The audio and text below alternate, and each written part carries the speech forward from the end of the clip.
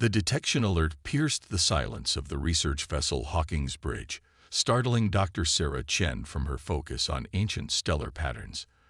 The signal was unlike anything she'd seen in 15 years of archaeological research. A complex, rhythmic pulse emanating from the edges of the Kuiper Belt, where no human-made object should exist. Dr. Chen called out Marcus Rodriguez, the ship's sensor specialist, his dark eyes fixed on the holographic display. "You need to see this. The signal. It's responding to our presence." Sarah pushed away from her station, letting herself float through the zero-gravity environment toward Marcus's console. The signal pattern danced across his screen, a mesmerizing sequence that seemed to shift and adapt with each passing moment. But what caught her attention wasn't just the signal's complexity, it was its familiarity. "It's matching our brainwave patterns," she whispered, her breath fogging slightly in the cold air of the bridge. "Not just mimicking them, it's harmonizing with them." The Hawkins captain, Yuki Tanaka, a veteran of countless deep space expeditions, moved to join them. Her weathered face betrayed a mix of curiosity and concern. Could it be first contact? After all these years of searching? Sarah shook her head, her short black hair catching the blue light of the displays. "No, this is something else. These patterns, they're too perfect, too deliberate. Whatever this is, it was waiting for us, specifically for humans." The object came into visual range an hour later. It hung against the star-speckled void like a massive dark opal, a smooth, elongated form nearly 2 kilometers in length. Its surface seemed to drink in light rather than reflect it, creating an effect that made it difficult for human eyes to focus on its true shape. "No signs of active power signatures," reported Elena Volkov, their engineering specialist. Her augmented eyes whirred as they adjusted, trying to make sense of the structure. "But the hull, it's like nothing in our database. The material appears to be reorganizing itself at the quantum level." Sarah felt a pull, an inexplicable certainty that this discovery would change everything humanity thought they knew about their place in the cosmos. "Captain, request permission to lead a boarding team." Captain Tanaka's expression hardened. "Doctor, we haven't even established basic safety protocols." "Look at these readings," Sarah interrupted, gesturing to her tablet. "The signal is perfectly calibrated to human neural patterns. This isn't a coincidence. Whatever this vessel is, it was meant for us to find." After 20 tense minutes of debate and preparation, Sarah found herself leading a 3-person team across the void.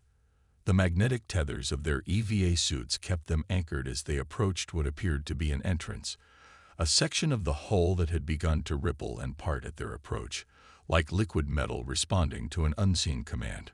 Marcus and Elena flanked her, their helmet lights cutting through the darkness.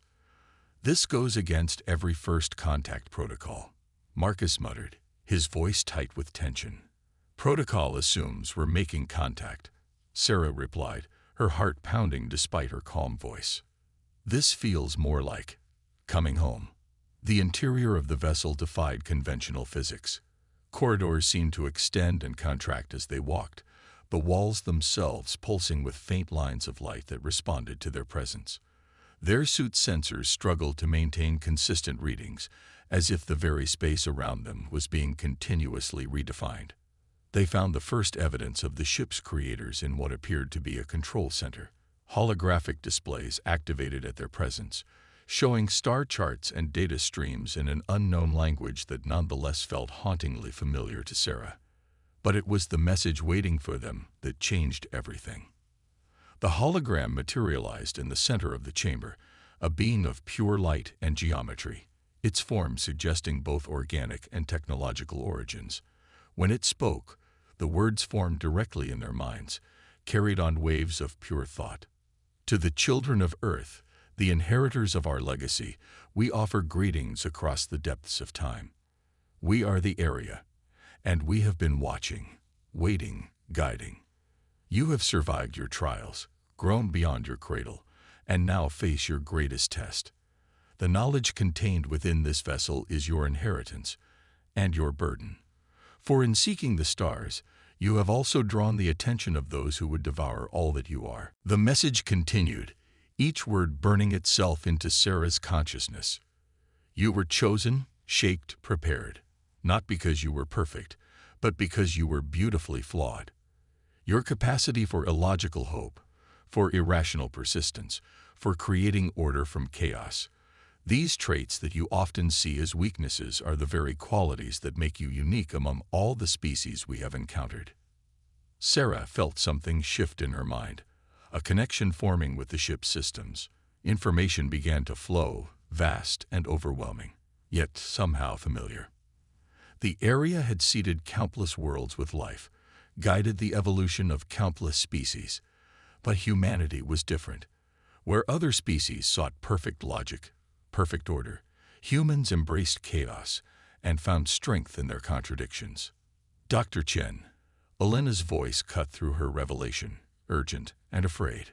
Multiple contacts appearing at the edge of the system. Massive energy signatures. They're like nothing we've ever seen. The hologram flickered, its message taking on a new urgency. They have found you, as we knew they would. The Void Eaters come, drawn by the awakening of this vessel. You must prepare. You must survive. You must become more than we ever were.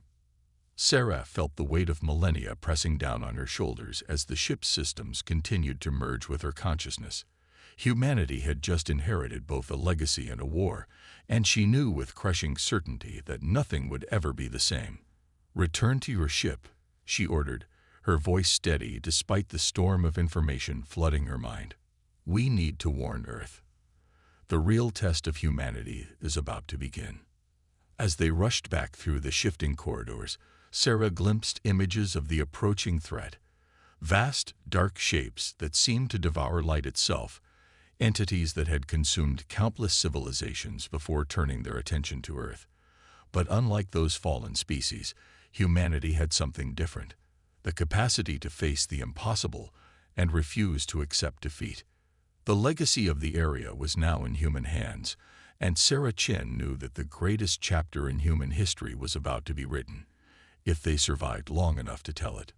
The journey back to Earth was anything but smooth. Sarah Chen spent most of it in the Hawkins medical bay, her mind burning with visions and knowledge that threatened to overwhelm her human consciousness. The area vessel followed them, moving under its own power, its quantum hull reshaping itself to maintain optimal stealth configuration. "Your neural patterns are all over the place," Dr. James Morrison said, frowning at the medical readouts floating above Sarah's bed. "It's like your brain is rewiring itself in real time." Sarah managed a weak smile, fighting back another wave of information. "That's exactly what's happening, James. The area. They didn't just leave us technology. They left us understanding. But human minds weren't designed to process this much data at once." Captain Tanaka stood at the foot of the bed, her arms crossed. "The Defense Council is waiting for our full report. They're particularly interested in these Void Eaters you mentioned. We need to know what we're up against." Sarah closed her eyes, accessing the new pathways in her mind. The images that came were almost too terrible to comprehend. "They're not just aliens, Captain. They're something worse. Imagine a species that evolved to feed on consciousness itself. They don't just destroy civilizations. They consume them. Every memory, every dream, every hope and fear, all devoured, leaving nothing but empty husks of dead worlds behind." Elena Volkov, who had been quietly monitoring the area ship's movements, spoke up from her station. "But why choose us? Why humans? Surely there were more advanced species they could have selected as their inheritors." Sarah's laugh was hollow. "That's exactly why they chose us. The Void Eaters have consumed countless civilizations, all of them logical, predictable, advanced. But humans," she gestured at the medical readouts, at the chaos of her neural patterns. "We're messy, unpredictable. We make decisions based on emotion as much as logic. We create art that serves no practical purpose. We hope when hope isn't rational. We fight when victory is impossible. We're the cosmic wild card." The ship's AI interrupted with an urgent alert. Multiple quantum distortions detected at the edge of the solar system. Pattern matches the signatures described in the area database. Estimated arrival time at Earth: 72 hours. Captain Tanaka's face hardened. We're out of time. Dr. Chen, what do you need? Sarah swung her legs off the bed, ignoring the protests of her body. Get me back to the area vessel. There's a chamber there, what they call the neural bridge.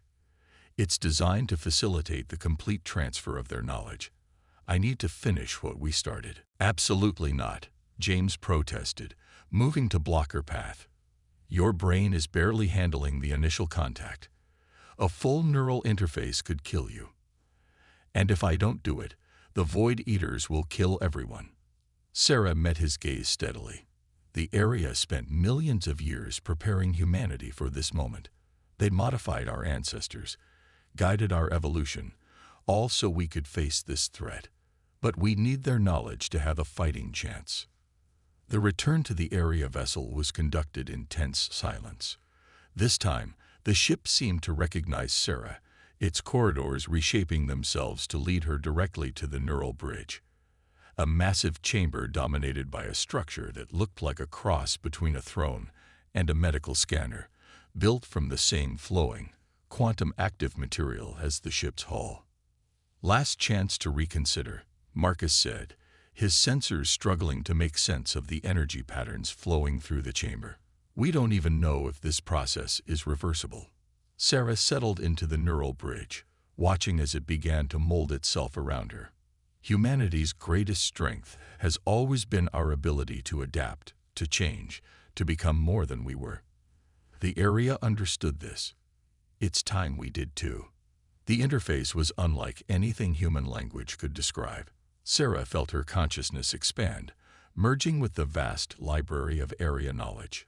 She saw the rise and fall of countless civilizations, witnessed the birth and death of stars, experienced millions of years of history in what felt like moments. But more importantly, she understood. The Void Eaters weren't invincible. They were predictable, bound by their own perfect logic. They had never faced a species that could truly surprise them, that could make the kind of intuitive leaps that humans specialized in. Through the haze of transformation, Sarah became aware of Elena's voice, tight with urgency. Multiple ships just appeared in the outer solar system. They're massive, like nothing we've ever seen. Sarah opened her eyes, but what she saw now went far beyond human vision. The Void Eaters' vessels were tears in reality itself, darkness given form and purpose. But where once such a sight would have filled her with terror, she now felt something else. Hope, because she could see what they couldn't, understand what they never would. Send word to Earth, she said, her voice resonating with new harmonics as the neural bridge completed its work. Tell them to prepare for battle, but not in the way they expect. The Void Eaters think they're hunting prey, but they're about to learn what it means to face humans who refuse to accept defeat. The knowledge of the area was now fully integrated with her human consciousness, creating something entirely new. The real question was whether it would be enough to save humanity from what was coming. As the first waves of darkness approached the outer planets, Sarah felt a grim smile spread across her face. The Void Eaters had spent eons consuming species that fought with pure logic. They were about to face something entirely different, a humanity armed with the technology of gods and the unpredictable creativity that had always been their greatest strength. The true test was about to begin. Earth's response to the approaching threat was anything but unified.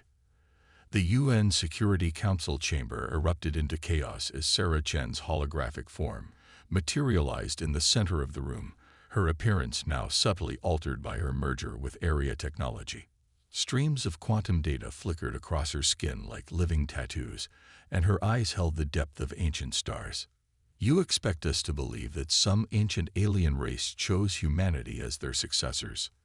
The Russian representative's voice dripped with skepticism. And now we face destruction from these Void Eaters? I don't expect you to believe, Sarah responded, her voice carrying harmonics that made several delegates shift uncomfortably in their seats. "I expect you to observe." With a gesture, she filled the chamber with a three-dimensional projection of the solar system. 8 massive vessels, each large enough to swallow Earth's moon, were steadily advancing through the Kuiper Belt. The Chinese delegate leaned forward, her eyes sharp. "If these beings are as powerful as you claim, how can we possibly hope to defend against them?" Sarah's smile held a predator's edge. "Because they've never faced anything like us before. The Void Eaters are perfect in their logic, absolute in their calculations. But humanity?" She laughed, the sound rippling with strange echoes. "We're the species that looked at the impossible and said, 'Watch me.'" The next 48 hours transformed Earth's orbital space into a frenzy of activity. Sarah had transmitted simplified versions of area technology, not their most advanced weapons, but innovations that humanity could quickly adapt and understand. The orbital defense platforms that had seemed so impressive just days ago were being rapidly retrofitted with quantum phase technology, while the combined space forces of Earth's nations underwent hasty upgrades. Back aboard the area vessel, which the crew had taken to calling the Prometheus, Sarah worked with Alina and Marcus to prepare their next move. The neural bridge had changed her, merging human intuition with area knowledge in ways that even she didn't fully understand yet. "The first wave is approaching Neptune," Alina reported, her augmented eyes processing multiple data streams simultaneously. "Their energy signatures, it's like they're eating the space around them." Sarah nodded, feeling the distant ripples of the Void Eater's approach through her enhanced consciousness. "That's exactly what they're doing. They consume probability itself, collapsing quantum states into a single, predictable outcome. It's how they've defeated so many advanced civilizations, by making the universe around them as logical and unchanging as they are." Marcus looked up from his station, his dark eyes troubled. "But you said we can fight them. How?" "By being human," Sarah replied, moving to the ship's main control interface. As she touched it, the quantum active material flowed around her hands, forming a direct neural link. "The Void Eaters base everything on probability and logic. But humans? We defy probability. We succeed when we should fail. We find solutions that shouldn't exist. We're talking quantum uncertainties." The first battle came sooner than expected. A Void Eater vessel appeared near Jupiter's orbit, its massive form seeming to bend light and reality around it. The combined Earth fleet, newly upgraded with area tech, moved to engage. "They're scanning us," Alina reported, her voice tense, "running probability calculations on our likely tactics." Sarah's lips curved in a fierce smile. "Then let's show them something improbable." Through her neural link with the Prometheus, she transmitted new orders to the fleet. Instead of forming up in traditional defensive formations, the Earth ships began moving in chaotic, seemingly random patterns. The Void Eater vessel paused, its sensors trying to make sense of the irrational behavior. That moment of confusion was all they needed. The Earth ships launched their attack, not with conventional weapons, but with devices that amplified quantum uncertainty in localized spaces. Where perfect logic met human chaos, reality itself seemed to shudder. But victory came with a price. Several Earth ships were lost in the battle, consumed by the Void Eater's reality warping abilities. Each loss hit Sarah like a physical blow. These weren't just statistics, they were human lives, sacrificed in humanity's first stand against an impossible enemy. "They're adapting," Marcus warned as the remaining Void Eater ships accelerated their approach. "The next attack will be harder." Sarah closed her eyes, feeling the weight of both area knowledge and human responsibility. Of course they are. That's what makes this a fair fight. They learn through logic, we learn through inspiration. They adapt through calculation, we adapt through intuition. The neural interface pulsed with new information, and Sarah's eyes snapped open. They're not just coming to destroy us, she realized, the horror of the truth settling in. They're coming because we scare them. Human unpredictability, our ability to defy logical outcomes. We're a threat to their perfect, ordered universe. Alina's augmented eyes whirred as she processed the tactical implications. So we've already achieved what the area couldn't. We've made the Void Eaters afraid. Yes, Sarah said, watching as more of the massive ships emerged from the outer system. And afraid enemies make mistakes. The question is, can we survive long enough to force those mistakes? As if in answer, alarms blared throughout the Prometheus. The remaining Void Eater vessels had synchronized their approach, their combined power beginning to warp the fabric of space-time itself. The real battle for humanity's survival was about to begin, and Sarah knew that knowledge alone, even the vast knowledge of the area, wouldn't be enough to save them. Victory would require something uniquely human, the ability to achieve the impossible simply because no one told them they couldn't. The void between Mars and Earth became a battlefield unlike anything in human history. The Void Eater vessels moved in perfect geometric formations, their darkness consuming light and matter alike.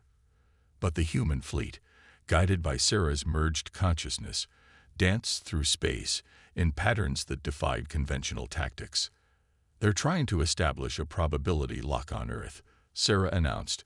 Her consciousness spread between the Prometheus and the neural network linking Earth's defenders.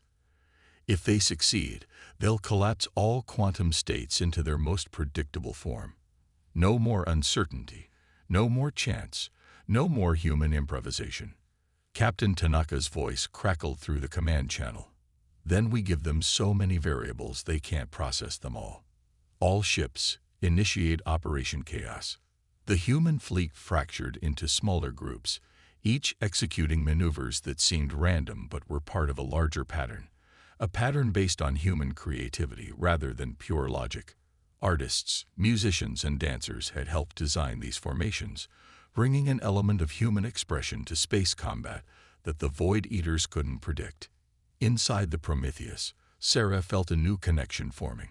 The area technology was adapting to human thought patterns in ways its creators hadn't anticipated. Alina, are you seeing this? The quantum field fluctuations. Alina's augmented eyes widened. The patterns, they're matching human brainwaves. Not just yours anymore, but everyone's. It's like the whole fleet is becoming one giant neural network. Sarah smiled as understanding dawned. The area designed their technology to be perfect, but we're making it better by making it imperfect, by making it human. She reached out through the neural interface, feeling the consciousness of every ship commander, every crew member. Their thoughts, their fears, their hopes, all becoming part of something greater. The Void Eaters' response was immediate and devastating. 3 of their vessels synchronized their reality warping fields, creating a zone of pure logic that began to spread across space. Human ships caught in the field found their crews unable to think creatively, trapped in patterns of pure cause and effect. We're losing the outer defense line, Marcus reported, his fingers dancing across his console. The field is suppressing all non-logical thought patterns. Our people can't. They can't think freely inside it. Sarah felt the pressure of the field against her enhanced consciousness, like a weight trying to crush her human intuition beneath perfect alien logic. But where others might have seen defeat, she saw opportunity. They're trying to make us think like them. So let's show them how dangerous that can be. Through the neural network, she transmitted new instructions to the fleet. The ships caught in the logic field stopped trying to fight it. Instead, they began operating with cold, mathematical precision, but their targets weren't the Void Eaters. They began firing complex patterns into empty space, their energy weapons tracing equations through the void. What are they doing? Alina asked, watching as the seemingly random attacks continued. Mathematics is the universal language, Sarah replied, her voice tight with concentration. And sometimes the most logical thing to do is to embrace chaos. Those ships are writing a proof across space itself, a proof that uncertainty must exist for reality to function. The effect was subtle at first, but soon became impossible to ignore. The Void Eater's logic field began to fluctuate, their perfect formations wavering as their own reliance on pure logic turned against them. They had created a zone where only mathematical truth could exist, and humanity had used that truth to demonstrate the mathematical necessity of uncertainty. Multiple quantum fluctuations detected, Marcus announced, his voice rising with excitement. The field is collapsing. Sarah felt it through her enhanced senses, the moment when perfect logic shattered against the paradox of its own existence. The Void Eater's ships reeled, their reality warping powers temporarily disrupted by the mathematical proof humanity had written across the stars. But victory had come at a cost. The human ships that had been caught in the logic field were damaged, their crews exhausted from the mental strain, and the remaining Void Eater vessels were already adapting, preparing for a new form of attack. They're learning, Sarah observed, watching through multiple sensor feeds as the alien ships regrouped. But so are we. And we have something they don't. Something the area saw in us from the beginning. Elena looked up from her station. What's that? The ability to be wrong, Sarah said with a fierce grin. To fail, to make mistakes, and to learn from them. The Void Eaters modify their tactics based on pure logic, but we evolve through trial and error, through intuition and inspiration. Every failure teaches us something new, makes us stronger in ways they can't predict. The neural network hummed with renewed purpose as Sarah shared her revelation with the fleet. Humanity had just proven that they could hurt the Void Eaters, could challenge their fundamental nature. But the real test was still to come. All ships, prepare for Phase 2, Sarah broadcasted, her consciousness expanding to encompass the entire fleet. They wanted to make us think like them. Instead, we're going to teach them what it means to think like us. The stars themselves seemed to hold their breath as both sides prepared for the next engagement. Humanity had won its first real victory against the Void Eaters, but the war for Earth's survival, and for the very nature of consciousness itself, was far from over. Sarah Chen stood at the heart of the Prometheus. Her consciousness merged not only with the area vessel, but with the collective will of Earth's defenders. The final battle would take place near lunar orbit, humanity's last line of defense before Earth itself. The remaining Void Eater ships had gathered their full strength, their massive forms blotting out the stars like living shadows. They're preparing something big, Elena reported, her augmented eyes struggling to process the energy readings. The space-time distortions are off the charts. Whatever they're planning, it's beyond anything we've seen. Through the neural network, Sarah felt the fear and determination of every human crew member, every defender. But there was something else too, a growing understanding that she had almost missed, hidden in the vast library of area knowledge she now carried. All this time, she whispered, we thought the area chose us because we were unpredictable. But that's not it. Not entirely. Her eyes widened as the truth crystallized. They chose us because we understand something the Void Eaters never could. The power of stories. Marcus looked up from his station, confusion clear on his face. Stories. What do stories have to do with fighting reality-warping aliens? Everything. Sarah's voice carried the weight of revelation. Think about it. Every human civilization, every culture we've ever had, we all tell stories. We imagine things that never were and ask, what if? We dream of possibilities beyond logic. We're not just unpredictable. We're architects of the impossible. The Void Eater fleet began to move, their ships arranging themselves in a pattern that seemed to fold space itself. Reality began to warp around them, the very fabric of space-time bending to their will. Their goal became clear. They weren't just trying to destroy Earth.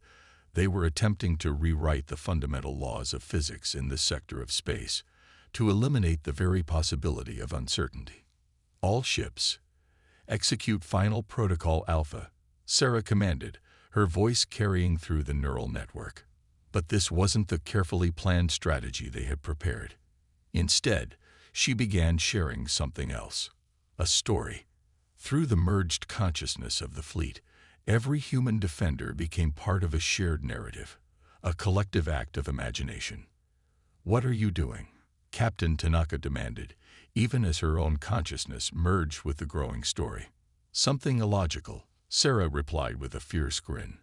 We're going to imagine a different ending. Through the neural network, amplified by area technology, humanity began to do what it had always done best: dream. Every crew member, every defender became part of a vast shared visualization, imagining a universe where light could defeat darkness, where determination could overcome impossible odds, where the human spirit could rewrite the rules of reality itself. The Void Eater's reality warping field met something it had never encountered before: the collective imaginative power of an entire species, technologically amplified and focused into a single purpose. Where cold logic met human creativity, space itself began to change. Energy readings are impossible, Alina shouted, her augmented eyes struggling to process what they were seeing. The quantum field it's responding to our thoughts, our beliefs. Sarah felt it through her enhanced senses, the moment when human imagination, powered by area technology and fueled by indomitable will, began to overcome the Void Eater's perfect logic. Reality itself seemed to shudder, caught between two opposing forces: the cold certainty of logic and the boundless possibility of human dreams. The Void Eater's ships began to lose coherence, their perfect formations disrupted by something they couldn't compute: the power of belief over probability, of hope over certainty. Their attempt to rewrite physics was being countered by humanity's ability to imagine new physics, to dream new possibilities into existence. Keep going, Sarah commanded, her consciousness spread across the human fleet.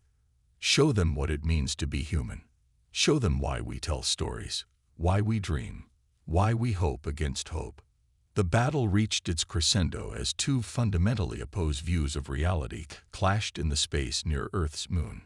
The Void Eater's ships, creatures of pure logic and absolute certainty, found themselves being undone not by superior firepower or advanced technology, but by humanity's greatest gift: our ability to imagine and believe in the impossible. One by one, the massive alien vessels began to break apart, their reality warping powers turned against them by the collective will of a species that had spent its entire existence dreaming of things that could not be. The void itself seemed to shudder as the last Void Eater ship imploded, torn apart by the paradox of facing an enemy that could believe 6 impossible things before breakfast. In the aftermath, as the human fleet regrouped and damage reports flooded in, Sarah stood on the Prometheus's observation deck, watching Earth rise over the lunar horizon. The neural network hummed with victory celebrations, but also with a deep understanding of what they had achieved. "The area were right about us," she said softly, feeling the merged knowledge of two civilizations settling into a new harmony within her mind, but not for the reasons they thought. They believed we were special because we were unpredictable, because we could defy logic.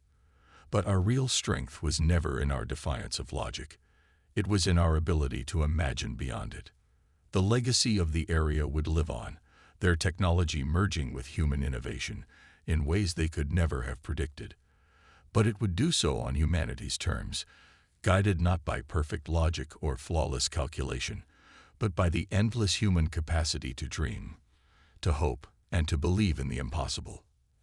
As the celebrations continued across the fleet, Sarah smiled, knowing that this was just the beginning. Humanity had faced its greatest test and emerged not just victorious, but transformed. They had proven that the greatest power in the universe wasn't perfect logic or absolute certainty. It was the ability to imagine something better and make it real.